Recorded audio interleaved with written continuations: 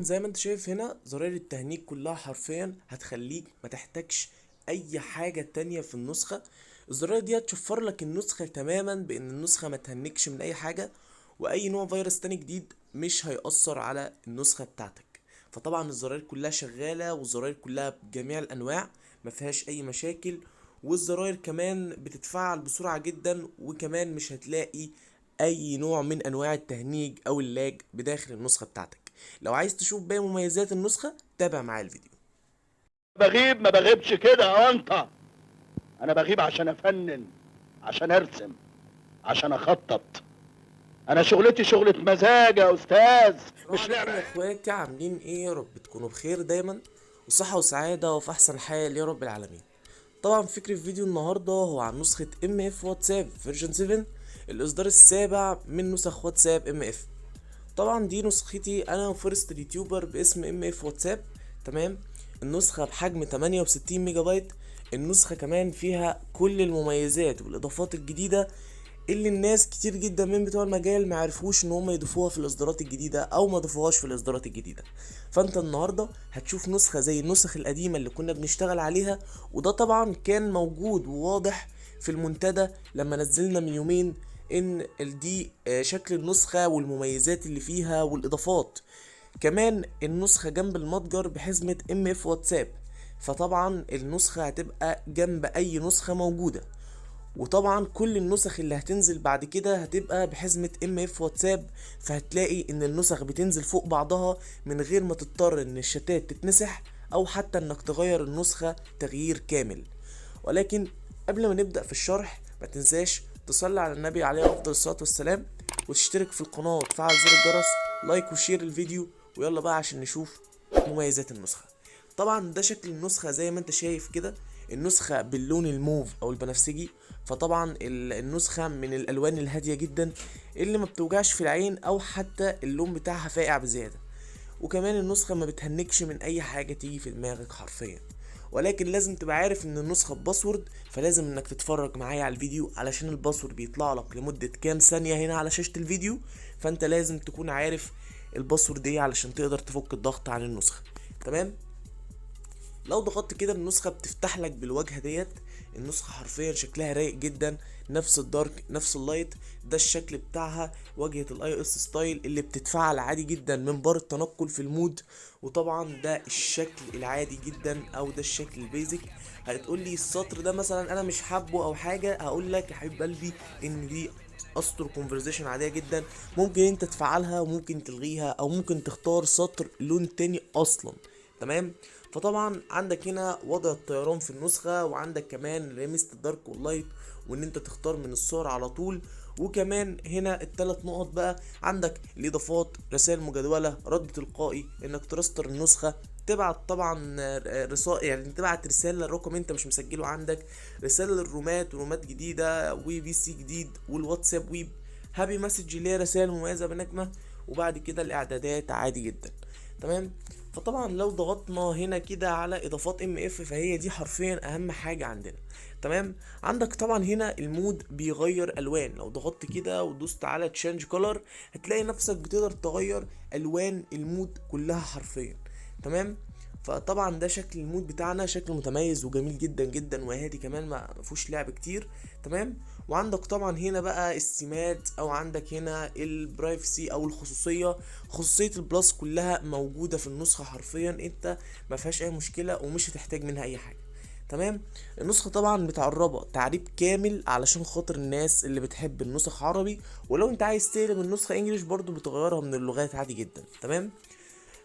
طبعا هنا بقى الهوم سكرين، والهوم سكرين وما ادراك الهوم سكرين حرفيا، لان انت هنا بقى عندك كل الاضافات اللي احنا كنا بنتكلم عليها فوق. تمام. فطبعا هي دي الاضافات اللي احنا بنتكلم عليها. طبعا قدامك بقى الزراير اللي هي الزراير المهمه، الامبورتنت بوتون. وكمان عندك القران الكريم. القران الكريم هنا هتلاقيه بالصور، وكمان هتلاقي الناحية التانية القرآن الكريم بالأجزاء لو انت مهتم بحاجات زي كده. ربنا يجعلنا منهم ان شاء الله. تمام.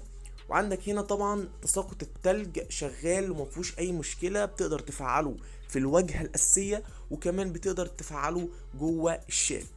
تمام. وعندك هنا حركة ال3 دي برضو زي الفل وشغالة وما فيهاش اي مشكلة. وعندك هنا حركة الشتات او الليست فيو نفس الفكرة، تقدر تشغلها في الايموجي او تشغلها في الشتات جوه او تشغلها في الواجهة من بره. تمام. واخر حاجة وهي الوان الشات، واللي حرفيا تقريبا المجال كله بطل انه يعمل الحركة دي وبقى بيستبدلها يا اما بموضوع البابل يا اما بموضوع ان هو يعمل الشات شفاف وخلاص. تمام. فطبعا دي الوان الشات، معاك 50 لون شات حرفيا تقدر تغير فيهم اللي انت عايزه. تمام.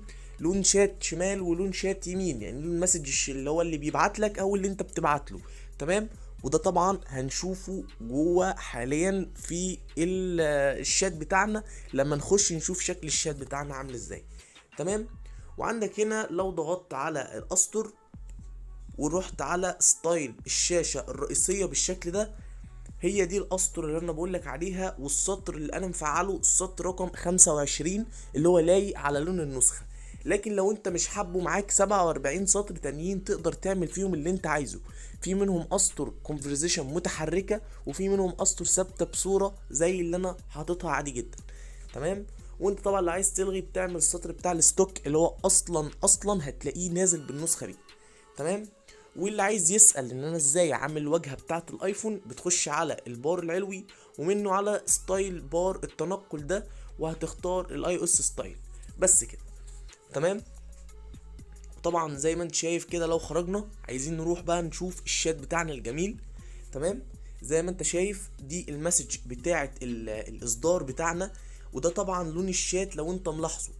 طبعا لون الشات لونه اسود جميل جدا، لايق على شكل النسخة ولايق على شكل الشات، وحرفيا النسخة ممتازة. تمام. ده طبعا زي ما انت شايف النسخة بالايموجي بتاع الايفون وبخطوط كمان الايفون. فلو انت حابب مثلا تشتغل على الايموجي اللي موجود، فالايموجي كلها هنا هتلاقيها ايفون كاملة حرفيا ما فيهاش اي حاجة.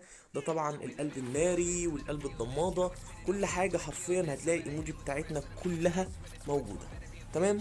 فطبعا هنا بقى الرساله ديت بتاعه التحديث اللي ان شاء الله هنبدا ان احنا ننزلها في الجروبات وننزلها في الاماكن اللي احنا محتاجين تعرفوا ان الاصدار التحديث ده اللي هو فيرجن 7 نزل فيه ايه. فطبعا كل حاجه موجوده قدامك بالشكل ده، والاصدار بتاع فيرجن 8 كمان هنعمل لكم رساله زيها بالظبط علشان تعرفوا ايه المميز والجديد في اصدار فيرجن 8.